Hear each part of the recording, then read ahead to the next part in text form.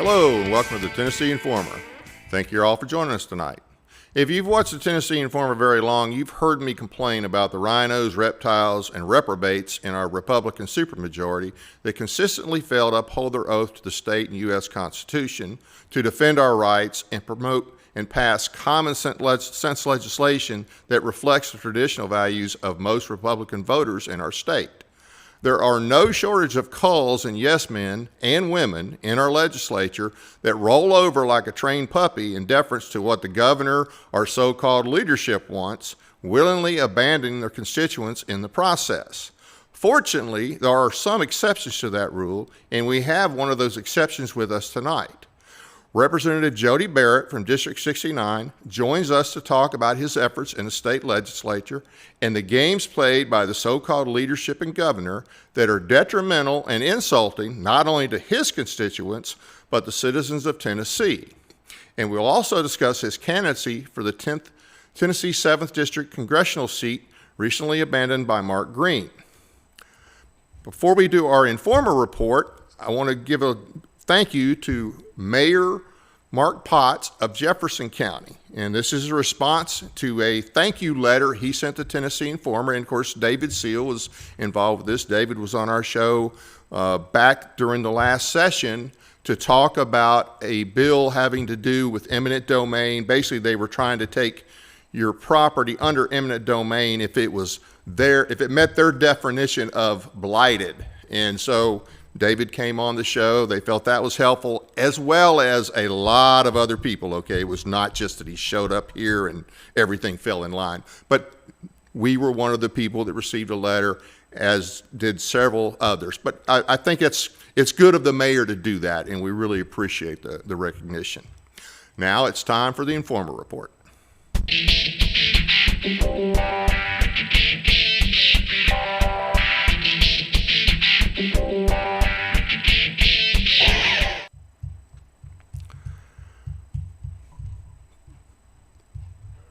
Right, okay, we're having a little bit of technical issues here. Okay, Trump and Putin met in Alaska on Friday. Afterward, Trump seemed pretty optimistic, even though he gave no details. Now, we know they met again today. He met today with Zelensky and the leaders of the European Union, all the major leaders of the European countries that are concerned about the situation over there. So a few things that we do know. Trump has already said, Zelensky is not really dealing from a strong position. So he's going to have to give up some territory. Territory probably that was lost back in 2014, Crimea. That happened under the Obama administration. And it's ridiculous to think that he's going to get that back. He may have to cede some other territory. Now, all these things, of course, are going to be left up to Zelensky and the Ukrainians. It's ultimately their decision to make whether or not they do this.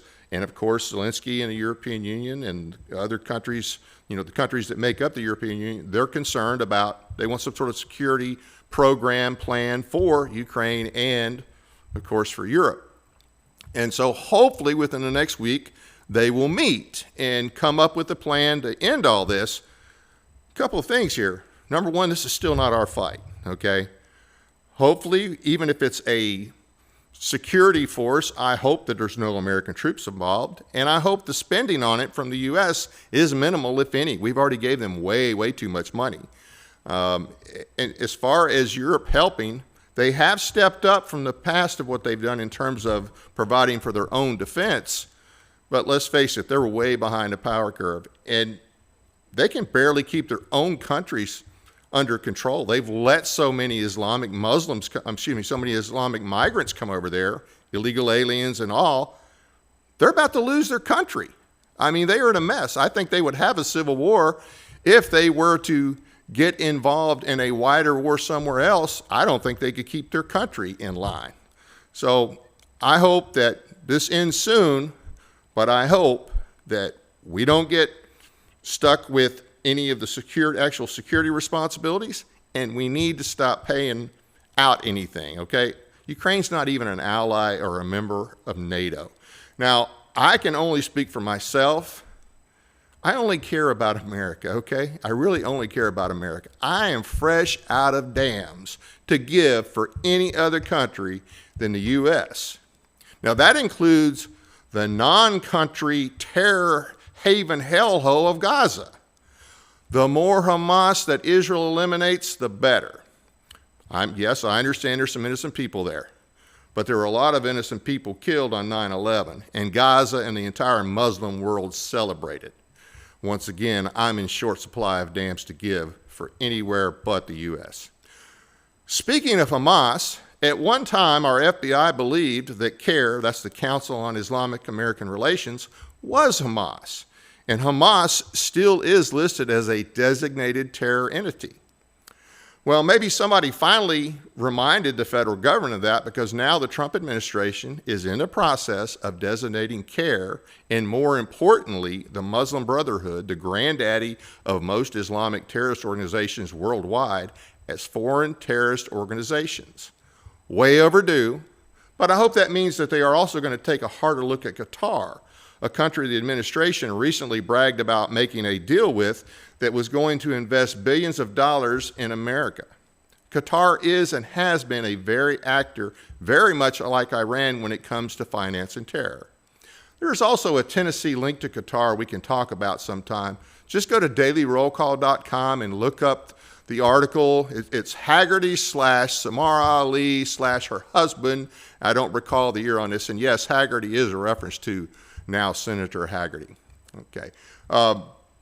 Speaking of Tennessee and the cult from hell, also known as Islam, a woman was raped numerous times in front of a church in Nashville last week, right off Nolensville Pike, by a follower of the raping, murdering pedophile Muhammad. The perp's name is, Muhammad. The victim was unconscious and later died. She had no identification on her. An autopsy is or has been conducted. See the full story in Bare Naked Islam. I don't know why we haven't heard more about this story from the local press. I think that deporting illegal alien Muslims should be one of our highest priorities. Europe has stupidly allowed Muslims to take over, and now they're paying the price. We need to learn from them what not to do. And that's the Informal Report for tonight.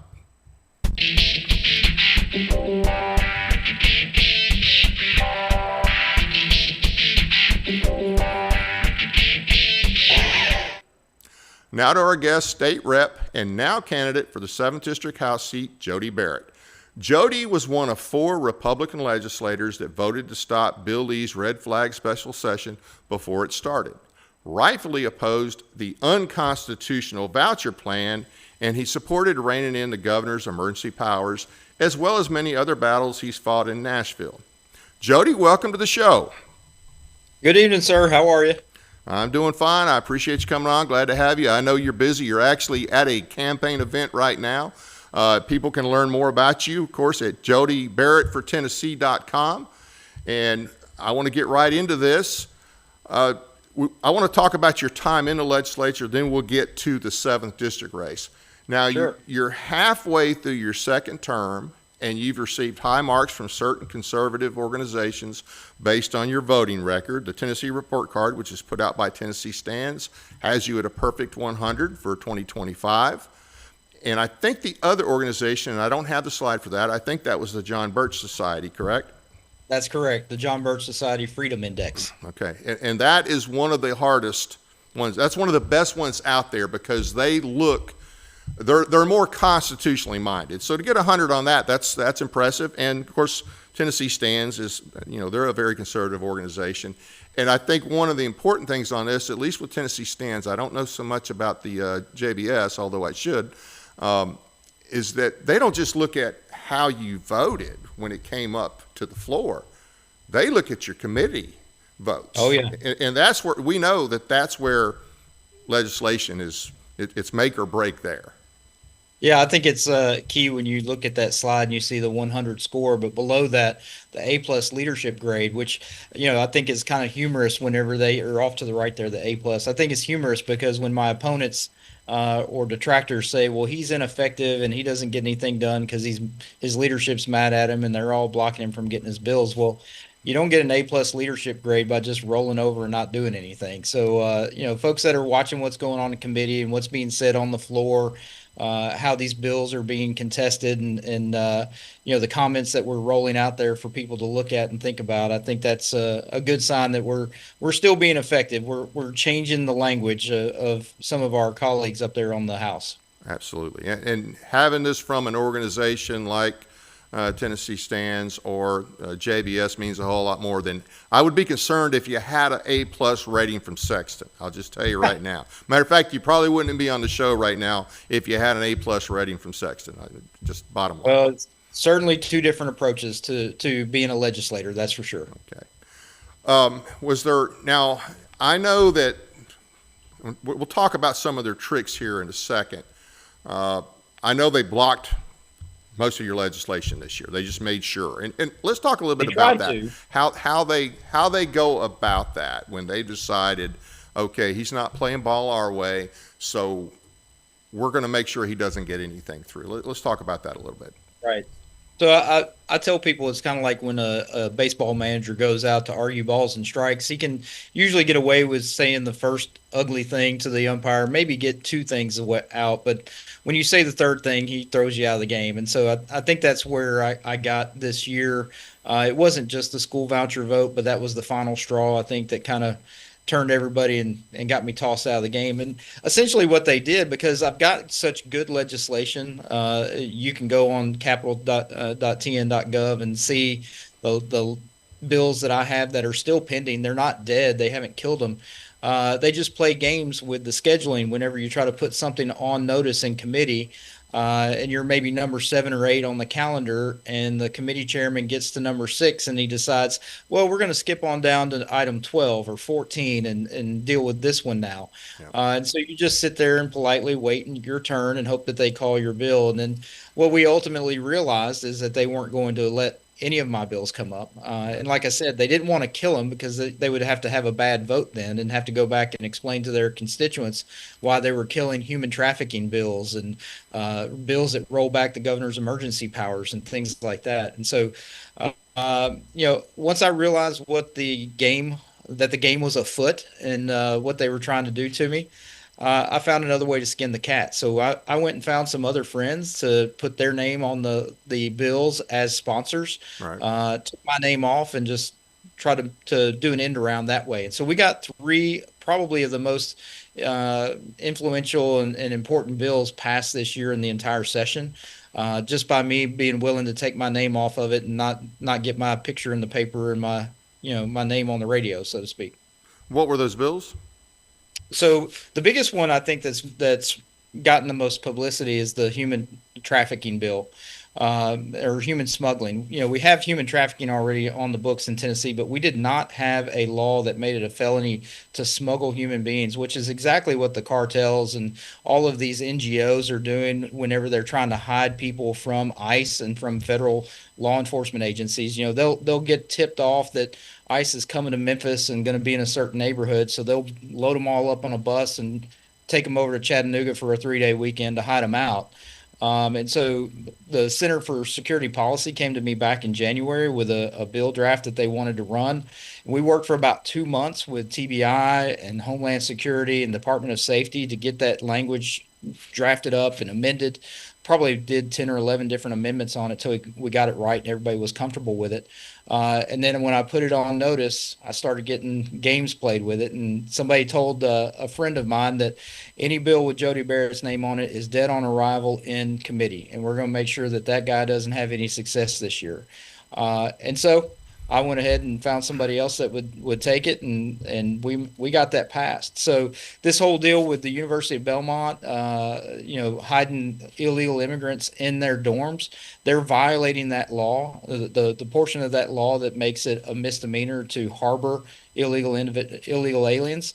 This statute is now going to allow us and our law enforcement to go after those folks that are basically acting on their own as sanctuary entities, sanctuary cities, sanctuary universities, that sort of thing. And so we're going to bring an end to that here in Tennessee. Is that only a misdemeanor? It's a misdemeanor for the harboring portion only. The smuggling portion is a Class D felony. But then if it's a 13 years or under person that you're smuggling, it goes to a Class A felony. Okay, so it would be a felony to harbor as well then.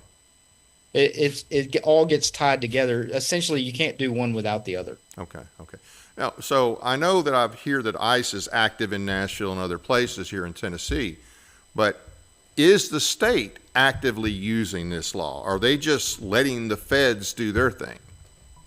Well, it just went into effect on July 1, and so I'm hopeful. We put some language in there that gives the AG's office a little bit of leverage of their own, so that we don't have to worry about this DA in Davidson County that's not doing anything. Yeah, right. Same thing that we're seeing in Shelby County, where you've got these Soros DAs that are just rolling over and not enforcing the law. So our AG's office, AG Scrimetti's doing a fantastic job in a lot of different areas, and so we're giving him more tools every time we get an opportunity to do that through the law, so that he can go ahead and enforce it on his own. And now, of course, you're not the only person, or you're certainly not the first person that they have done this to. They did it to Bruce Griffey when he was in office. They do it to other people. And here's the thing. I mean, let's think about that just a second, how arrogant that is. Okay, we're going to block good legislation. I would think in most cases, a lot of legislation, well, we agree with that, or they at least ran on those type of things. But we're Sure. going to block it because we're mad at so-and-so. And to me, that's they're not just giving you the finger. They're giving your district a finger. They're giving everybody in Tennessee that wants that kind of legislation passed and that they should be passing, they're giving them the finger because they're mad at a legislator who would not kiss the ring. Yeah, I think the most disappointing thing that I had to deal with this year in that regard is a bill dealing with the Duck River in Hickman County. I'm the only representative for the entire county of Hickman, and we had a bill trying to put the entire stretch of the Duck River in that county into a Class 2 scenic waterway. So essentially, it was a local bill. It had no impact on any other district or any other member of the legislature. And they put that bill on ice again, just to show me that they have all the control and I don't. So they were definitely sending messages this year, and I took it as well as I could and got done what I possibly could. Well, and kudos to you for being willing to give your bill to somebody else. I know there are some people that, okay, well, if they killed my bill, then oh well. Right. They're too proud to give it to somebody else and let somebody else get the credit for it. So that's, we definitely need more people who don't care as much about the credit as getting it done. So. Well, I think that's part of the deal too. When you're part of a supermajority like this, or really any caucus, being a team player is being willing to help other people out whenever you can. And usually that means that whenever you need some help, they'll turn around and give you a hand as well. So I appreciate the three guys that took some legislation for me and carried it across the finish line. It's like a lateral in the game. I'm getting ready to get tackled, so I just lateral it off to somebody else and let them run the rest of the way. Yeah. Who were those three? So Chris Todd took over the human smuggling bill and ran that one in for me, did a fantastic job with it. Rusty Grills took the bill that rolled back the governor's emergency powers. We were dealing with that during COVID, where he was trampling all over our constitutional rights. And so we passed a law this year that said that even under a declaration of emergency, the governor cannot violate your individual constitutional rights in Tennessee. Long since needed to be done, took several years to finally get it done. And the irony in this is that the folks that brought that bill to me this year came to me and said, hey, we had some really good sponsors in the past and we weren't able to get it done. We think you're the guy this year. Little did they know that I was going to be the guy that was on the outs. So we were able to get it done. And then also I worked with one of my fellow candidates in this Tennessee 7 race, Gino Bolso. Yep. I had a bill that says that these crazy transgender guys can't go into women's bathrooms in public places and use the bathroom and harass our women and wives and children. And so we passed that bill as well. It was, again, another common sense law that everybody in my caucus was proud to vote for, but they were willing to throw it in the trash just because my name was on it. That is, but that's like high school. It is. If Very not much junior so. high. Good Yeah. Lord. Any other bills from this session? Because I want to talk a little bit about your bills from the first session before they decided to block everything. Anything else you want to say about the legislation for this year?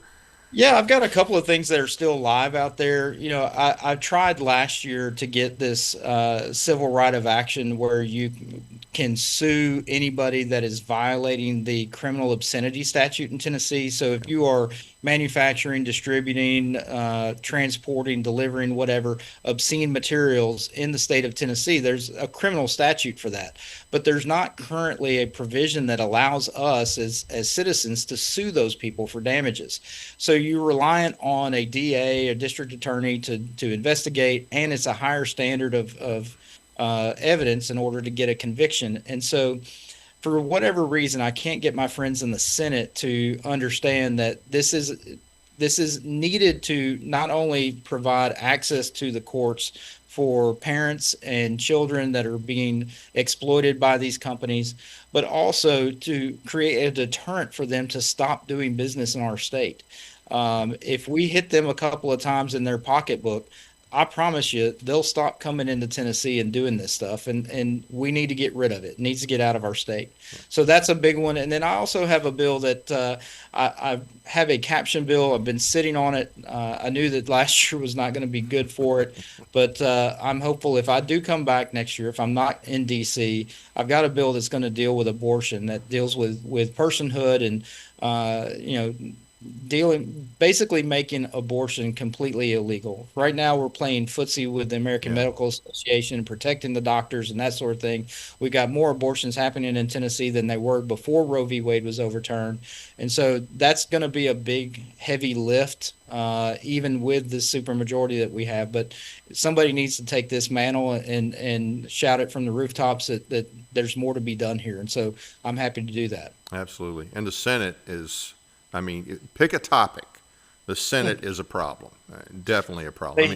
They have been difficult to work with at times. That is true. Yeah, that's the nice way of putting it. That's what I have to. That's the way I have to put it. Right I understand. You're running. I'm not. I got it. So let's go back to your first year, where you were able to get some things through your first year. Let's talk about that a little bit. Yeah, the very first bill that I passed was a medical freedom bill for homeschoolers. Most freshmen get some sort of administrative bill that's, moving a comma or changing a word in a sentence, but I didn't have that luxury. So I had a full debate on a bill that changed the law in Tennessee that required homeschool parents to submit their immunization records for their children to the director of schools for the county that they live in for no reason. And so we were able to get that overturned, even with some Republican pushback, and got that bill passed right off the bat. You remember that first session that we had. I tell people that we probably had a full 10 or 15-year career wrapped into one session that first year for those of us that came in together.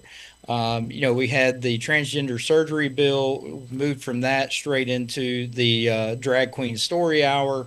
I think the same protesters that were there in January just went home and changed into dresses and changed their wigs and came back in February.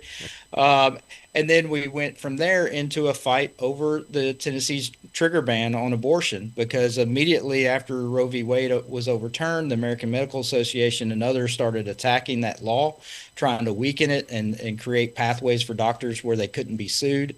Then from there, we went into the lieutenant governor's issues on Instagram with teenage boys. And then we had the Covenant shooting, the protest, the expulsion, and then kind of ended that first year trying to do red flag laws with the governor.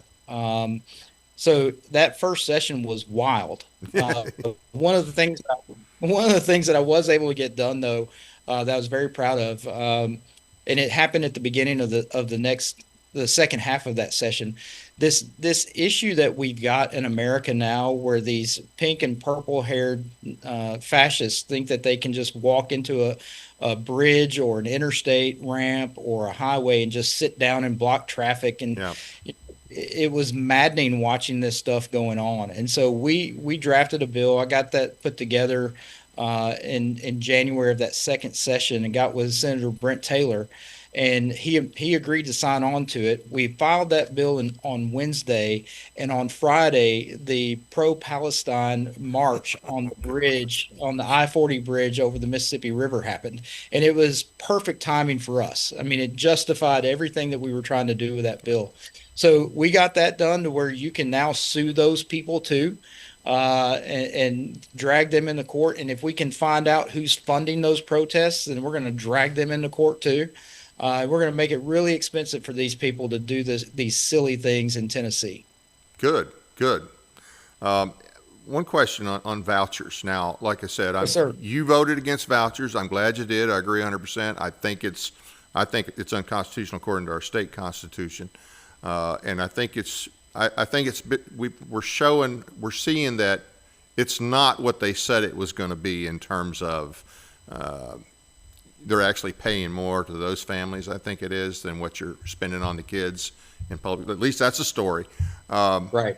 But I'm just curious, what was the response in your district to you voting against vouchers? Because to listen to the establishment, everybody wants vouchers. And if you're Right. conservative, you got to support vouchers. Otherwise, you're a full-fledged supporter of the NEA and the TEA and any other A that supports this garbage.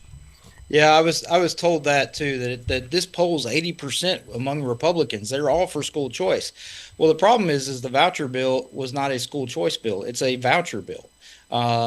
Nobody can point to any new choice that was created by this new law that did not exist prior. It doesn't create any new type of education platform or school or anything like that. What it does create is an inducement for parents to make a certain choice. It's taxpayer money that's being rolled out there to encourage parents to choose to send their kids to private school. And unfortunately, what we're going to find out eventually, of course, the Department of Education is not forthcoming with the information right now. But what we're going to find out eventually is what was originally predicted to be 65% of this money going to students that were already in private schools. That number is probably going to be more like 90%. Wow. So it's a subsidy. It's all it is. It's a tuition reimbursement program. Which is fine if that's what you wanted to do, and we're trying to make it easier for on middle class families that are having a hard time to afford that tuition. Then just say that. Then that's what we're doing. But selling this as some sort of universal school choice plan that doesn't create any new options for people, and certainly not for folks in my district where we don't have a private school. Yep. So to answer your question, my district was adamantly opposed to this and remains adamantly opposed to this. And what I'm finding in this campaign in Tennessee 7 for Mark Green's congressional seat is the vast majority of this district, being rural, was adamantly opposed. Absolutely. Overwhelmingly opposed. And so I think I get a little bit of a chuckle when a couple of my opponents are running on the fact that they are pro school choice and they supported it. All these mailers are going out into my district and calling me Benedict Barrett, and I betrayed Trump, and I'm pro school teacher or teachers unions and all this stuff. It's just nonsense. Yeah. And the more that they attack me on it, the more popular I'm becoming in my district. So they're doing me a favor, and I'm happy for them to keep doing it. Good. Well, I'm glad to hear it. And I never did buy because I'm in the 7th district, so it's mostly rural, other than, Nashville and some in Clarksville, but the bulk of the district is rural. And I'm like, okay, where are they going to send their kids to? I mean, if I stood on the corner of downtown Dover and was handing out $500 gift certificates to Chick-fil-A, and you have to drive an hour and 15 minutes to get to the closest Chick-fil-A, what good am I doing you? I mean, it's more helpful and more valuable if I'm doing that in downtown Clarksville where there's several Chick-fil-A's to choose from, but it's not helping the folks out there in Dover and Stewart County. And that's exactly what this thing is doing. It's just it's a receipt or a voucher for you to take to whatever private school you want to use and get $7,200 of your money back. Yep. Absolutely. Well, I think more and more people are going to find that out. And I'll be honest with you, I think Ray Charles could have seen that this was not going to work the way they claimed. Anyway, so now They're important, I suppose. let's talk about your run for Congress. Your run. Okay, I do want to before we go. I do want to put this up. This is your website, and everybody can take a quick look at that. Jody Barrett for Congress. You can get a lot more information from there than what we're going to be able to cover tonight. So it gives you more details. Goes into more details about the his ratings from both JBS and the Tennessee Report. And anything you need to know, you'll find it there, or you'll see him at one of the multiple events he's going to be at over the next 2 months, and you can ask him. But anyhow, so let's get to the 7th district race. Now you've completed what, one full term, and you're halfway through your second term at the House? Yes, sir. 3 years in. Okay. And now you're running for the swamp. The bigger swamp. Yeah, correct. The bigger swamp, because nobody should kid themselves. Nashville is a swamp. The dollar amounts are smaller, and That's right. For the most part, it all comes with a southern accent. But other than that, it's still a swamp. But now you're going to go to the big swamp, which is going to be harder, which we do need good people there. I just hate to lose good people at the state level, okay? I'll just say it that way. But you're going to go up there and try to make a difference in the 7th district, and appreciate that. I'm glad you're doing it. But why did you decide to leave the small swamp and go to the big swamp? Let's put it that way. Well, it's a two-part answer. The first part is because I was being asked to do it. This is not something that I had on my to-do list or bucket list. But when the rumor started swirling that Congressman Green was thinking about stepping down, I had several folks from within my district and also within the 7th district, congressional district, that reached out and said, "Hey, we think this is an opportunity for us to get a really strong conservative in this seat, somebody from one of our counties that's maybe not in the money center or the population center, that has more of a background out here with the rural counties." And so they reached out to me and asked me if I would consider it. Now, when they first did that, this was before Congressman Green announced that he was going to resign. And so I told them no, because they're crazy. No congressman ever resigns in the middle of their 2-year term. That never happens. And so I said, just if anything changes and he actually does do it, then call me then. So 3 weeks later on the button, he resigned and they called me again. And so by that point, my wife and I had already been able to kind of chat about it for a few weeks. And so when it all kind of started unraveling and we saw what was going on, we just started praying about it and figuring out if this was right for us, right for she and I, right for our family, right for my business and my business partners. And, the answer that we both kept coming back to is that you were being prepared for this. So everything that I dealt with for the 3 years, what we just talked about, the difficulties, that first session and all the wildness and craziness that had happened, plus the fight with the governor and the red flag laws, and coming back and getting the anti-red flag law passed in Tennessee, and then dealing with the school vouchers and standing up for my people. Everything just indicated that, God's kind of been putting little obstacles and tests in my way to get me ready for this challenge. And so that's what I see it as. It's another challenge, another opportunity for me to do what I've done at the state level. And that's, stand up for my people and speak on their behalf. I think it's funny. One of the groups now is trying to label me a populist, as if that's a bad thing, because I actually listen to my voters and try to do what they want me to do. That's the role, I think, of a representative, is to represent the voice of the people that elected you. I don't think that you are electing someone and sending them up to DC to do whatever they think is best. Certainly there are circumstances where you're going to have to make that judgment call, but for the most part, we want somebody to go up there and say what we would say and do what we would do and vote the way we would vote if we were in the chair. You see some of these polling datas or polling organizations that say, well, this person's in a R plus 22 district, but they only vote conservative 56% of the time. When you have something like that going on, then there's a disconnect between that representative and the people they represent. I try to make sure that I'm speaking the way that my people would have me speak and the way that they would do it if they were up there.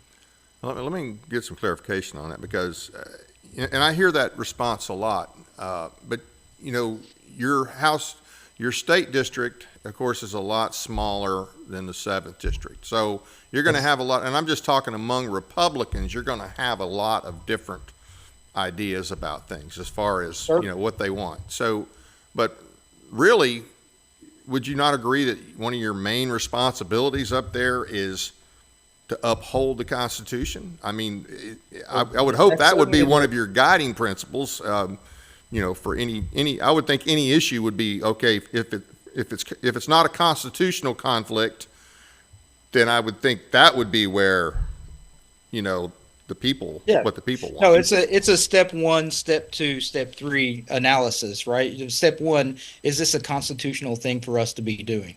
If you can't get past that first step, then it's full stop. Do not go to step 2.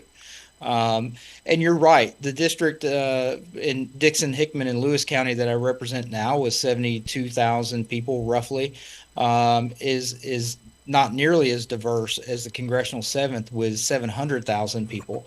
It includes Williamson County, which is the wealthiest county in the state, the 11th wealthiest county in the country. And then you also have Wayne and Perry County and parts of Benton and Decatur County, which are some of the more rural and poorer parts of the state. And so there's certainly going to be a wide disparity of opinion and influence. And I think when you're looking at the different issues that we're going to be facing, a lot of it's going to be seen differently in parts of the district than they will in others. That's part of why I ended up voting against the school vouchers, is because my district just saw it differently than some of the other parts of the state. And it will be different and much more difficult to discern what that clear will is. And then that's where you have to make the judgment call. When you get in a situation where, it's a 50-50 vote or something along those lines, and there's not a clear line from the district that's telling you that what they want you to do or what you need to do, then that's when you have to trust that who you've sent up there is going to use the common sense and the sense that the good Lord gave him to, be able to boil it down and figure out what the best thing is for the state. Yeah. And in D.C., I mean, we got a huge debt and deficit issue right now, and we didn't get that way overnight. No, sir. It's just gotten worse and worse, though. We're not improving it. We're getting worse. Even with the additional money we're taking in tariffs, it's insane. I feel pretty confident in saying 95% of our debt is for things that are not even remotely constitutional. So I think we saw a lot of that with the USAID stuff, with Doge and the ways that we're just blowing money left and right. So, yeah, I mean, that was just a little peek under the curtain of the ways that our government has been failing us. And you're right, it didn't happen overnight, and we're not going to fix it overnight either. Right. Yeah. And so I'm hoping that that's something that will be your focus, as well as, the Constitution. And, like I say, it's hard to do. We can't go cold turkey on these things. I got that. But there has to be, whether it's, okay, we're going to reduce by X percentage, this year, whatever unconstitutional funding source we're talking about, or thing that gets funded. And the other thing is returning power to the states. The federal government's not supposed to have all this power. Article 1, Section 8 lays out what they're supposed to have. Everything else is supposed to be at the state. So those are things that need to be. The 10th Amendment is just as important as the rest of them. Absolutely. So I'm hoping that you'll be an exception to that rule, because most of those people up there, if they know anything about the Constitution or any concept of limited government, they don't care. No, you're right. And it's just like Representative Thomas Massey. We're seeing him just be excoriated right now for speaking up about these things. And that's where this experience that I've had at the state level of speaking up on behalf and standing firm on behalf of my district and the folks that I represent. I've been in that fight already. I think all the 11 of us that are running as Republicans in this race are going to tell you that we're pro-Trump, tell you that we're conservative, and we're going to go fight for you. But only one of us has actually been punched in the nose by his own leadership and been attacked by the PAC money and threatened by the executive branch and all that stuff. And so, it's just a matter of, if you're willing to, if you've experienced already, and are you willing to take more of it and go up there and truly fight on behalf of the folks that you represent. I think it's also important too, if talking about the deficit and talking about the Constitution, I agree with you. Those are first and foremost. The Constitution is what we swear an oath to protect and defend. And those issues are first and foremost on all of our minds.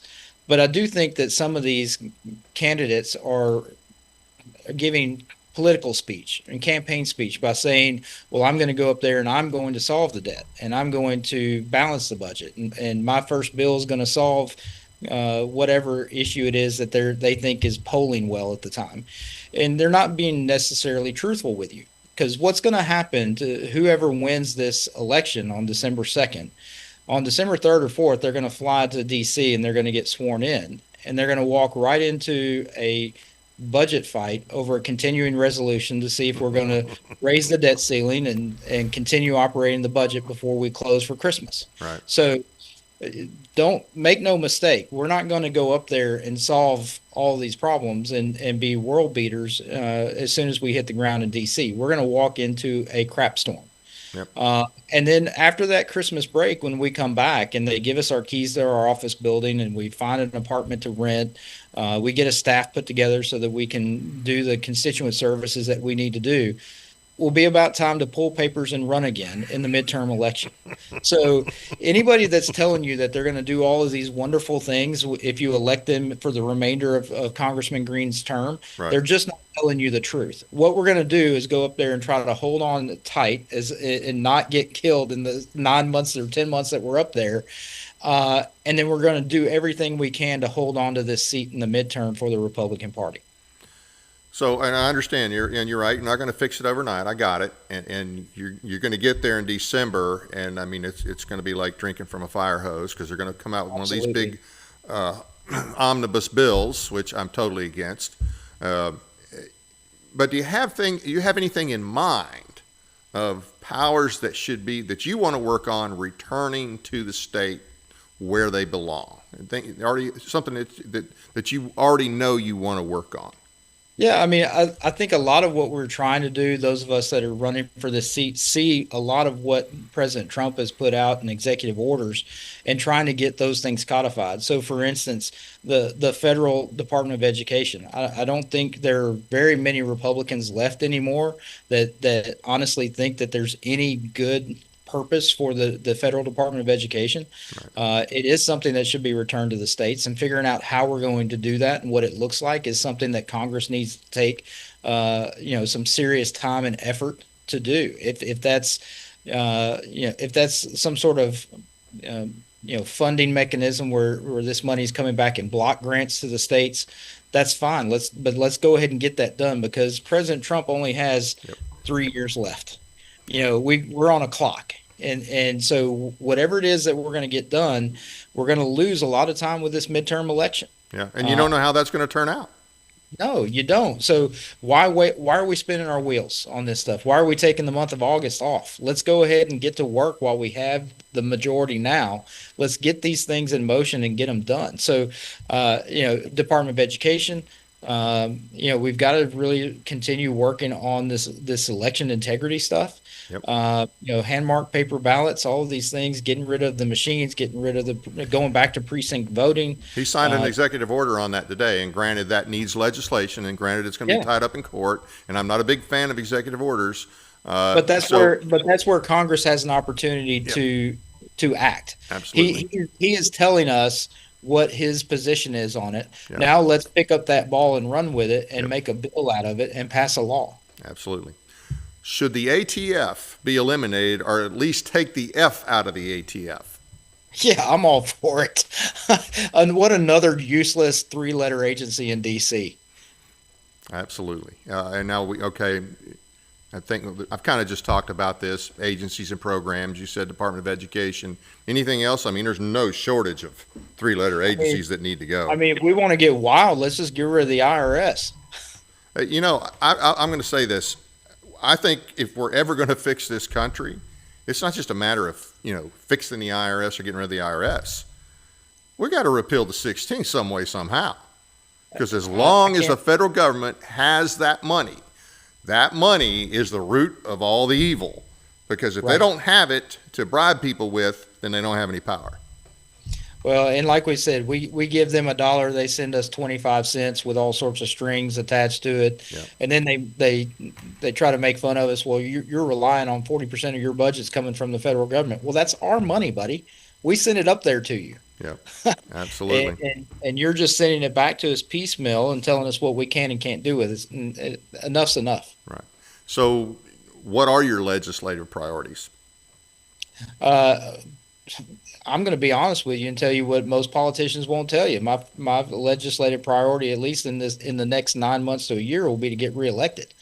Again, we've got to hold on to this seat for the Republican Party. The margins are so thin, we can't allow the Democrats to wrestle away this majority that we have from President Trump and leaving him basically impotent for the last 2 years of his term.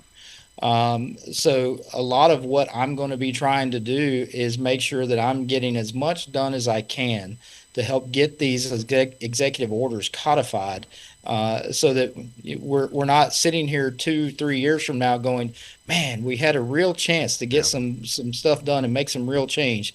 What happened? Right. Right. Okay. The 7th District includes a lot of soldiers and retirees from Fort Campbell. What are your ideas about what we need to do to improve our military capabilities and the welfare of the troops? Well, the welfare of the troops is probably the biggest thing, the troops and the veterans. Our VA system, it does a lot of good, but man, it's so inefficient. We I really hope that we can. JD Vance is talking about getting Elon Musk back on board, and hopefully by Christmas time. If that happens, I'd love to get him into the VA and turn him loose, and find a way for us to get that system working better for our veterans.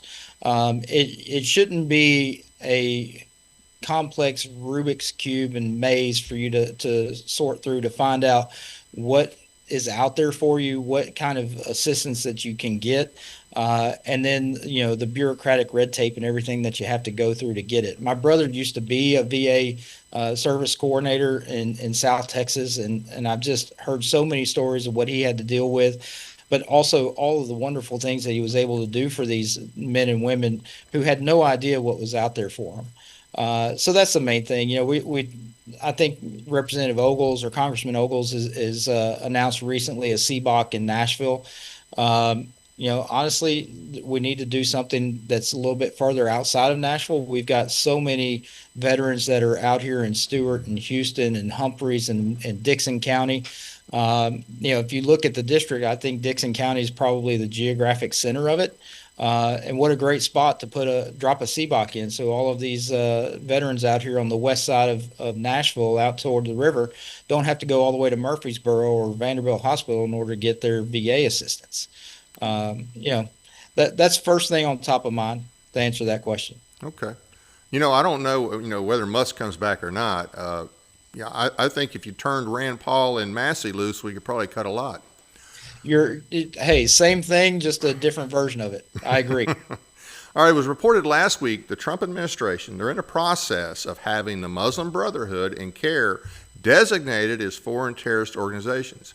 What do you know about these organizations, and are you concerned that we still don't understand the Islamic threat 24 years after 9/11? Oh, I think we understand it. I just think that our media and the left are playing footsies with these people. We watched Obama and Hillary Clinton dabble around and partner up with these maniacs, and look what happened. aside from the tragedy of Benghazi that never should have happened, but the fire that got lit across all of the Muslim territory across northern Africa and into Middle East. Look, they are terrorist organizations. They have absolute. I believe people when they tell me what they are, and when people say "death to America," I believe them. I believe that's what they intend for us. And so there's no question in my mind that that is their ultimate goal, is to kill Western civilization, kill all the infidels. And that's you and me and everybody probably listening to this broadcast. And so let's take them for who they are, and take them at their word and treat them accordingly, and stop playing footsies with these people.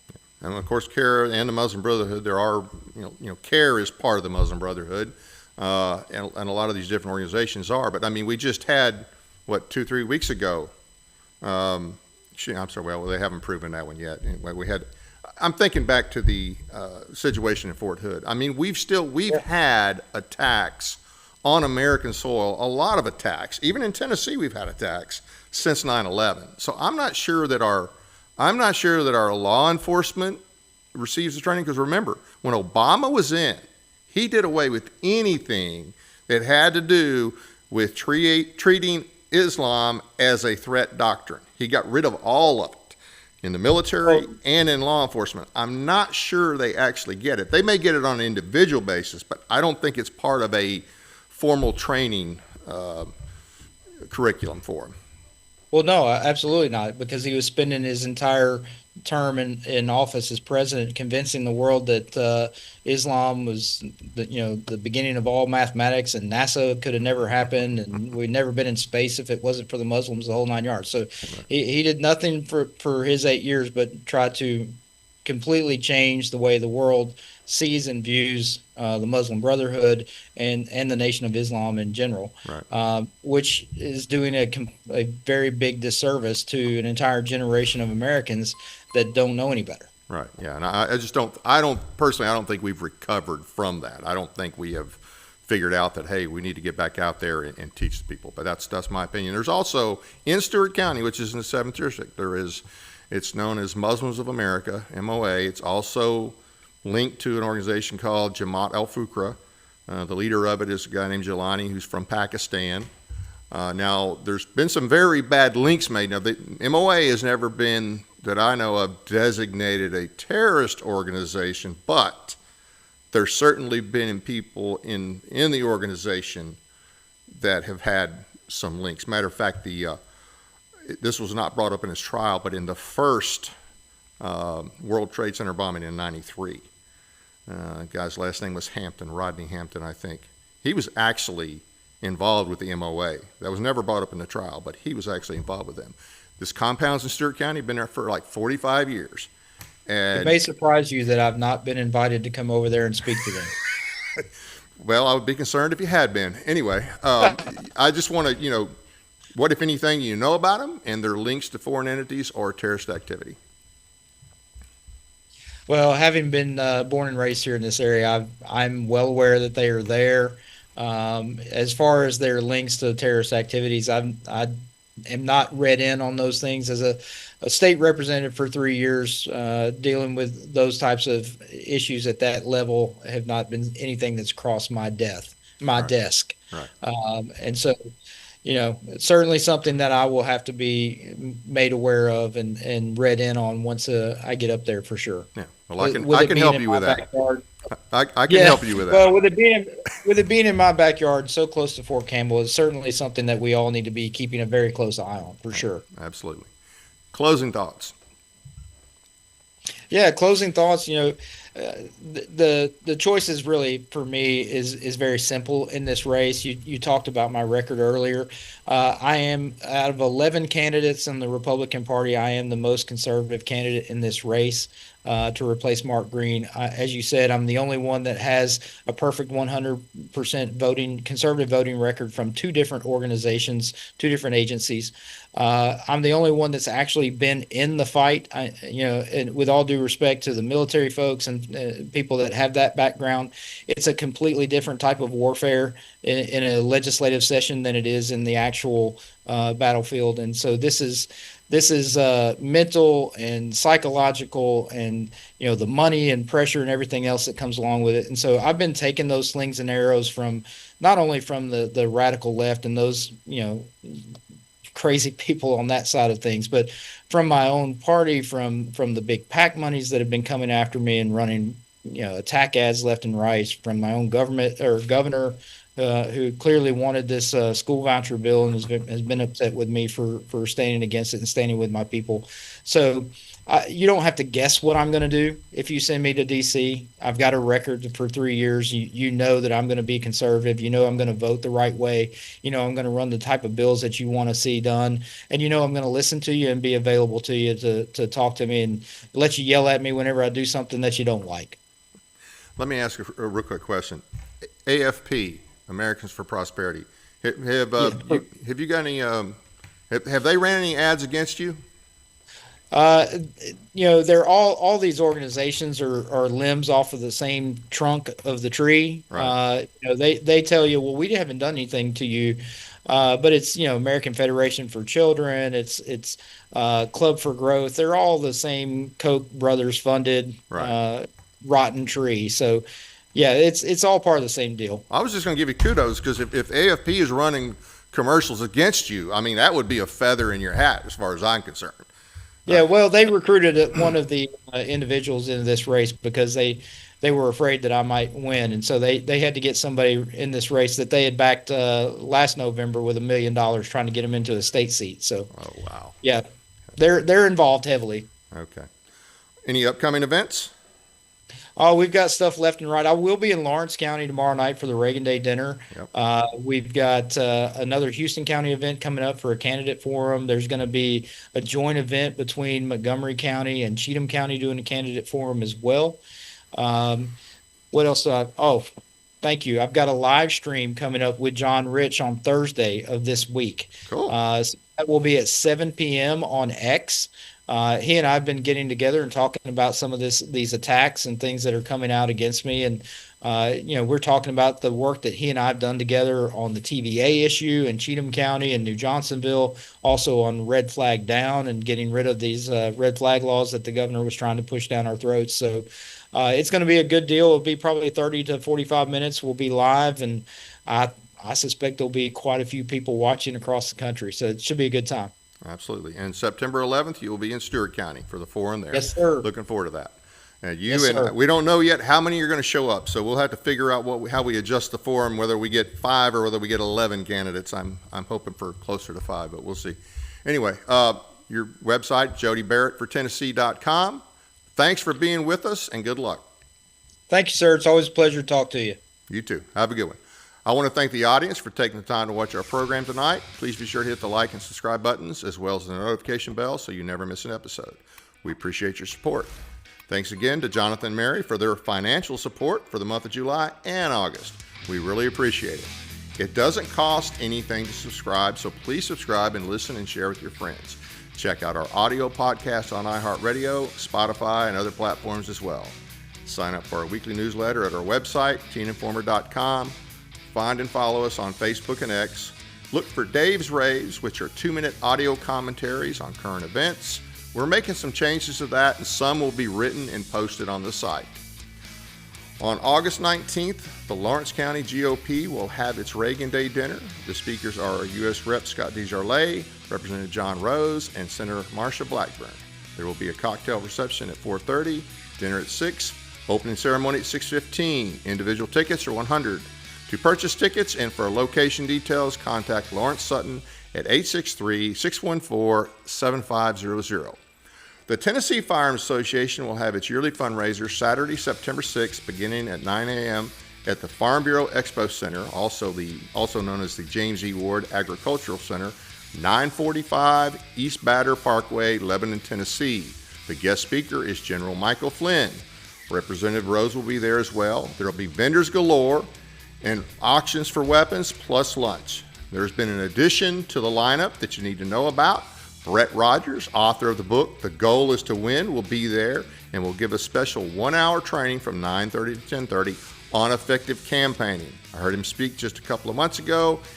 His training is the best thing out there, and I've taken it from a few different organizations. So if you're in the grassroots, or if you're running and you're not independently wealthy, you want to run for office, take advantage of this opportunity. It's a great event. Hope to see you there. Tickets are $100, tables are $750, but you're also placed closer to the stage. No promise of tickets if you wait till the day of to go. You can go to the website, tfalac.org, for the event. That's where you can purchase your tickets or your tables. Our guest this Thursday is Thomas J. DiLorenzo. He is president of the Mises Institute. He's a former professor of economics at Loyola University in Maryland and a longtime member of the senior faculty of the Mises Institute. He is the author and co-author of 18 books, including The Real Lincoln, How Capitalism Saved America, Lincoln Unmasked, Hamilton's Curse, Organized Crime, The Unvarnished Truth About Government. Boy, that's a perfect title. The Problem with Socialism, and The Politically Incorrect Guide to Economics. We will talk about his book, The Real Lincoln. Join us for the whole ugly truth about the mythical Honest Abe and the damage he did to the Republic with his stinking Lincoln thinking. Our guest next Monday, the 25th, will be State Rep, now 7th District candidate Gino Bolso. He also has a pretty good legislative record and has impressed many on the trail so far with his knowledge of the Constitution. Hope you'll join us. That's it for now. Good night from Paris, Tennessee, that is.